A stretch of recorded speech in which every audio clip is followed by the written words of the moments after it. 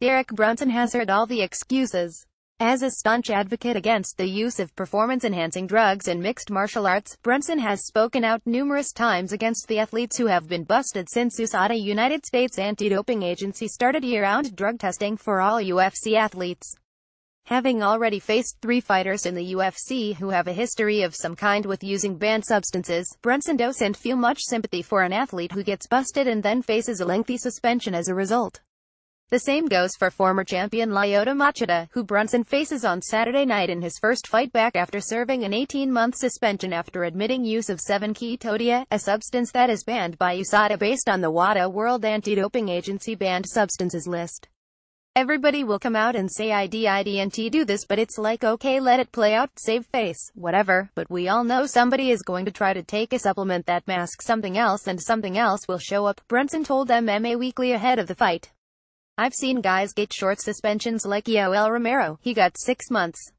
He had a performance-enhancing drug in his body, but he came up with an excuse, saying it was in a supplement and WASNT on the label, which is in my opinion easy to get that done. For a guy to take a 18-month suspension and he was innocent, it's kind of like, come on man. You know there was more to it than that. Maybe he wanted people to stop talking about it. Machida accepted the 18-month suspension but maintained that he didn't purposefully take a banned substance, instead blaming USADA for insufficient information being provided to the athletes about what substances aren't allowed. That doesn't fly with Brunson, who makes it clear that fighters should always know what they are putting into bodies, and the litany of excuses just makes them look guilty.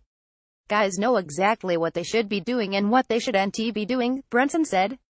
USADA has a list of banned supplements and substances. You can go to the website and look it up. It is kind of ridiculous that all these guys will pop for peds or have something in their system, but I'm hoping that it shows in their fighting styles. Let's see what type of fighter you are without that. As far as styles go, Machida presents an interesting matchup with his extensive background in karate while also employing counter-striking as arguably his best weapon in any fight. Brunson has faced that kind of fighter before in his career, so he doesn't expect Machida to throw anything at him that he hasn't seen previously. In fact, Brunson feels like he's already faced a slightly superior version of Machida just a few fights ago, and he earned a knockout in less than 2 minutes on that night. I think he has a lot of tendencies like Uriah Hall, Brunson said. In my opinion, if Uriah Hall and Lyoto fought, I don't know, maybe I'd slightly favor Uriah Hall.